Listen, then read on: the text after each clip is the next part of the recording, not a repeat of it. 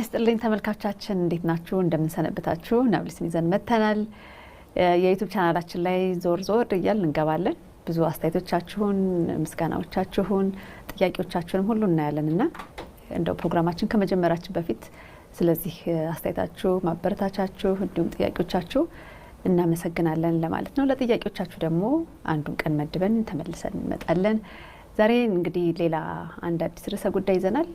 በጣም ብዙ ጊዜ በተለይ ማህበራዊ ድረገጾች ላይ የምንሰማቸው ሰውም ደግሞ ሰርች ከሚደረጉ ኢንተርኔት ላይ ሰርች ከሚደረጉ ቃላቶች መካከልም ሁሉ ያለ ነው ሰክሰስ የሚባሉና ስኬት። ስለሱ ዛሬ እንጫወታለን። ቆይታችሁን ከኛ ጋር እንድታደርጉ እንጋብዛለን። ስኬታማና